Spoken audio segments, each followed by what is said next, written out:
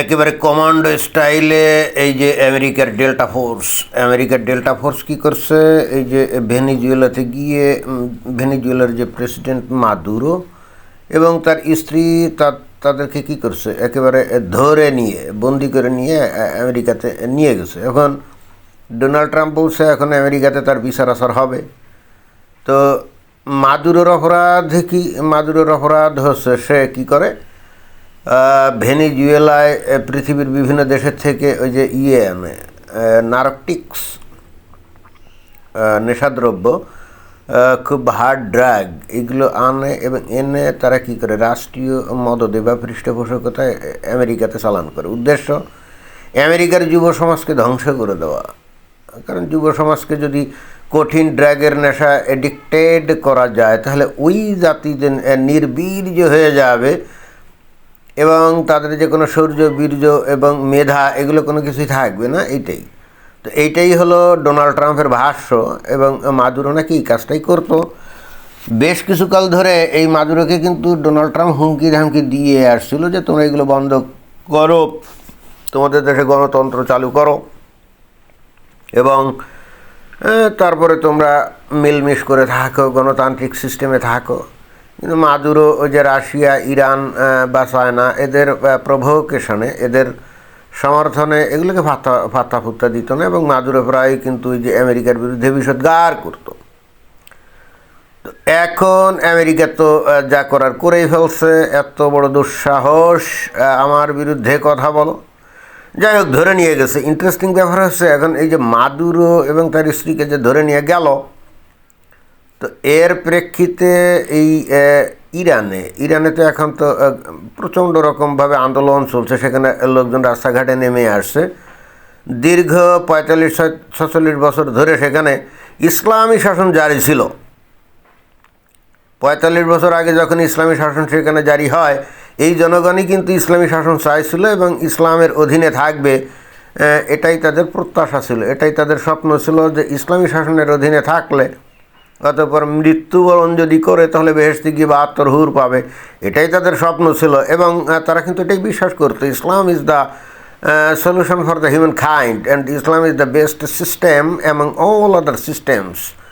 অর্থাৎ আপনি গণতন্ত্র বলেন, সমাজতন্ত্র বলেন, রাজতন্ত্র বলেন, স্বৈরচারী শাসন বলেন, যাই বলেন, কমিউনিজম বলেন, এগুলো সবই মানুষ তৈরি তাগুদি বিধান এবং এগুলো মানুষের মুক্তি দিতে পারে না, মানুষের মধ্যে শান্তি দিতে পারে না, সুখ সমৃদ্ধি দিতে পারে না। মুমিন মুসলমানরা বিশ্বাস করে একমাত্র সমাধান দিতে পারে ইসলাম, কারণ Islam has come from almighty God, আল্লাহর কাছ থেকে আসছে।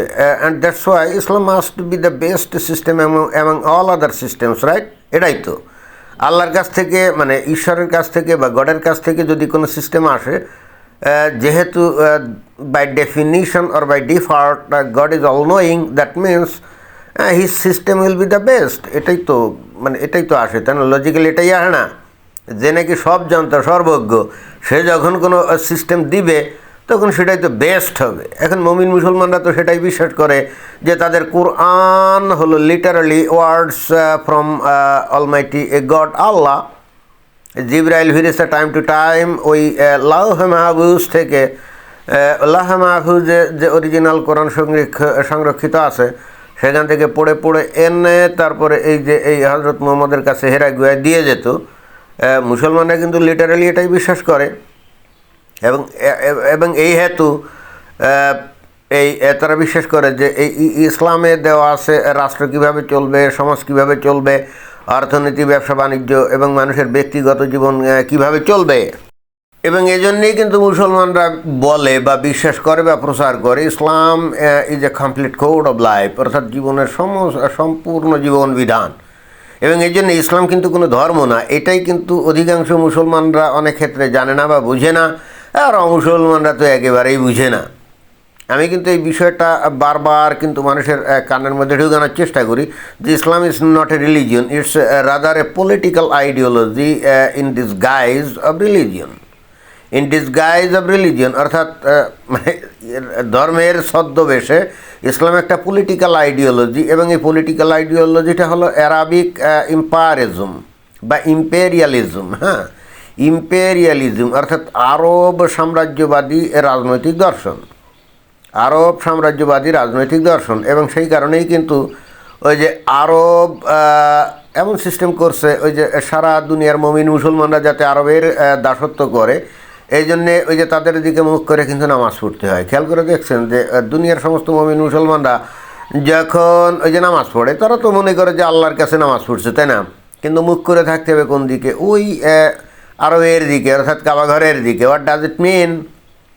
আরে আল্লাহ বা ঈশ্বর যদি সর্বভূতে বিরাজমান থাকে, অথবা এমনকি সাত আসমানের উপরে কোনো জায়গায় যদি কোনো সিংহাসনে বসেও থাকে, তাহলেও তো পৃথিবীতে যে কোনো জায়গায় যে কোনো দিকে মুখ করে তার দিকে যদি মুখ করে যদি তার কাছে আবেদন নিবেদন প্রার্থনা ইবাদত করা হয়, সেটা তো তার কাছেই যাবে। আপনি স্পেশালি আপনি মক্কার দিকে আপনাকে মুখ করে নামাজ পড়তে হবে, সেখানে মাথা ঠোকাতে হবে। হোয়াট ডাজ ইট মিন? এটা মিন করে যে আপনি আরবের দাসত্ব করছেন, আপনি আরবের দাসত্ব করছেন।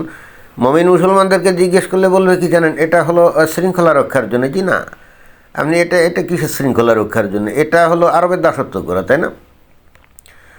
তো যাই হোক, এখন কথা হচ্ছে যে বাংলাদেশের মমিন মুসলমানরা তো আসলে বোঝে না, এবং দুনিয়ার অধিকাংশ মমিন মুসলমান আসলে এগুলো বোঝেও না, এবং এদের বুঝাতে গেলেও এরা খেপে যায়, অর্থাৎ বোঝানো খুব টাফ ব্যাপার। তো যে বিষয়টা নিয়ে এই ভিডিওটার অবতারণা, সেটা হলো যে যত কথাই বলা হোক, যত কিছু বলা হোক, হিস্ট্রিক্যালি অথবা লজিক্যালি অথবা এথিক্যালি, যতভাবেই এই যে ইসলামের বিষয়গুলো তুলে ধরা হোক এবং বলা হোক যে আসলে এটা কিভাবে অলমাইটি গডের কাছ থেকে আসতে পারে, এবং একই সঙ্গে হজরত মুহাম্মদ কীভাবে নবী হতে পারে, তো এই মানে এটা যতই বোঝানো হোক, মুসলমানরা তো আসলে এগুলো বুঝতে রাজি না, তাই না?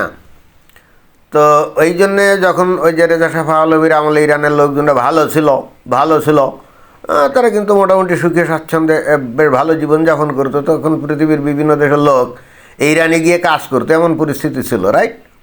তো এতে কিন্তু তাদের ওই কী হলো, মানে সুখে থাকলে ভূতে কিলায়, ইরানের লোকজনদের কিন্তু ভূতে কিলানো শুরু করলো। এবং তারা কী করলো? তারা বললো যে না না না, আমরা তাগুদি বিধানের মধ্যে চলবো না, আমরা ইসলামী শাসনে চলবো, যাতে মরে গেলে পরে আমরা একেবারে সোজা বেহেশতে চলে যাইতে পারি। তো এই জন্যে তারা আয়াতুল্লাহ রুহুল্লাহ খমেনির নেতৃত্বে ইসলামী বিপ্লব করে 45-46 বছর ধরে তারা কিন্তু ইসলামী শাসন চললো, রাইট? এবং এখন এসে বলছে যে না, আমরা আর ইসলামী শাসন চাই না, মানে ইসলামকে এখন দূরে ছুঁড়ে ফেলে দেওয়ার জন্যে তারা রাস্তায় নেমে গেছে, ইসলামী প্রতিষ্ঠানগুলো আগুনে জ্বালিয়ে দিচ্ছে। আমার কিন্তু এখনও সন্দেহ, তারা হয়তো পেটের ক্ষুধায় এগুলো করছে, বাট তারা কি ভিতর থেকে ইসলামকে দূরীভূত করছে?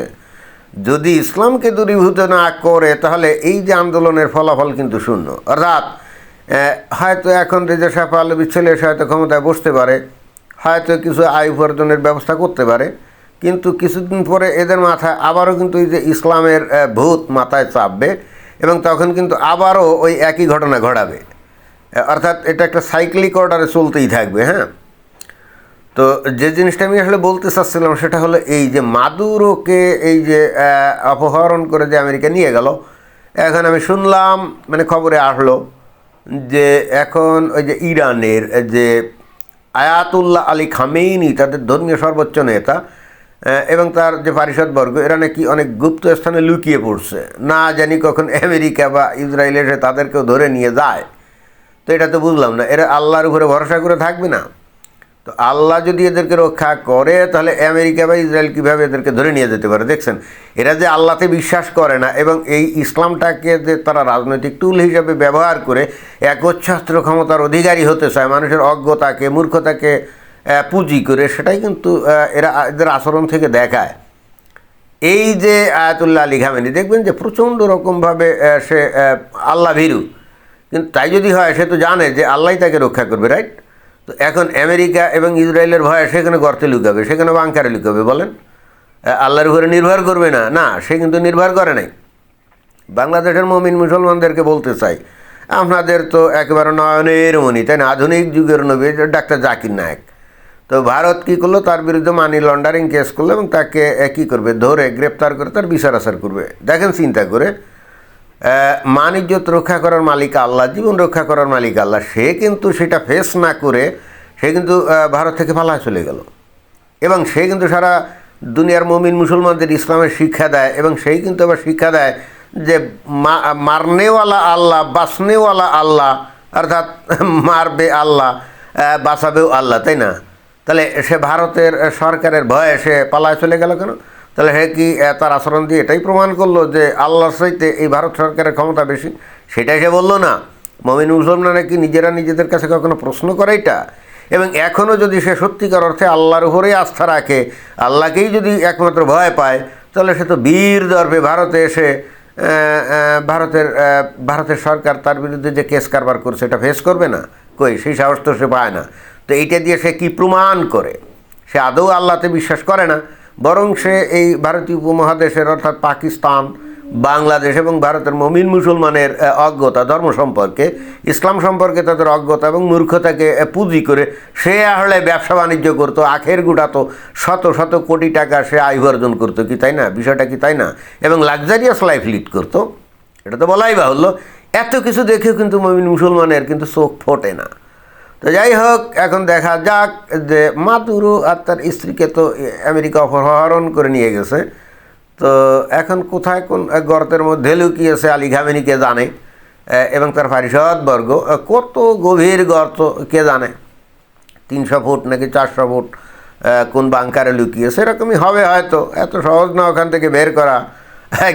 ইঁদুরের মতো আমরা ছোটোকালে ইঁদুর ধরতাম কী করে, ইঁদুরের গর্তের মধ্যে পানি দিতাম, তারপরেও বের হয়ে আসতো, তাই না? এখন এই ইরানে যদি ওই আয়াতুল্লাহ আলী খামেনিকে যদি ধরতে হয়, তো পানি টানি মানে ইঁদুরের ঘরতে পানি মারা লাগে কিনা বা কোনো গ্যাস ম্যাস মারা লাগে কিনা কে জানে। দেখা যাক কি কোথা থেকে কোথাকার পানি কোথায় যায়। তো পরিস্থিতি অত্যন্ত জটিল, এবং এখান থেকে আমাদের বাংলাদেশের মুমিন মুসলমানদের অনেক শিক্ষণীয় আছে, যদিও তারা শিক্ষা গ্রহণ করবে না। যে কোনো একটা শক্তিশালী দেশের বিরুদ্ধে যদি বেশিক্ষণ আপনি মানে বাড়াবাড়ি করেন, লাভালাভি করেন, বেশি ভালাভালি করেন, বেশি উত্তেজনাপূর্ণ কথা বলেন, তাহলে আপনার থোতা মুখ ভেঙে দেওয়ার ঘটনা যে কোনো মোমেন্টেই ঘটতে পারে। কেন কথাটা বললাম? এই যে বাংলাদেশ একটা ছোট্ট দেশ, ভারতের পেটের মধ্যে অবস্থান করে যেভাবে ভারতের বিরুদ্ধে বিষোদ্গার করে, এবং ভারত কিন্তু এখনও কোনো কিছু বলে নাই, তাই না? এখন ভারত যদি আমেরিকার পদাঙ্ক অনুসরণ করে যদি কোনো পদক্ষেপ নেয়, তো তখন বাংলাদেশ কি বলবে? এবং বাংলাদেশকে কি রক্ষা করার জন্য কি এগিয়ে আসবে? আমি এই প্রশ্নটা বারবার করি। বাংলাদেশের মুমিন মুসলমান মনে করে কি জানেন, ভারত যদি কোনো পদক্ষেপ নেয় কোনো দিন মিলিটারিলি ধরা যায়, তাহলে পাকিস্তান, চায়না, রাশিয়া তাকে রক্ষা করবে। তো এখন এই যে ভেনিজুয়েলার বন্ধু ছিল কে? চায়না, তাই না? তারপরে কে? রাশিয়া, ইরান, কই কেউ তো তাকে রক্ষা করার জন্য এগিয়ে যায় নাই, কি গেছে? তো বাংলাদেশের ক্ষেত্রে কি কেউ এগিয়ে আসবে কি মনে হয়? চিন্তা করেন, use your brain and think logically, you will find the conclusion. Okay, ধন্যবাদ।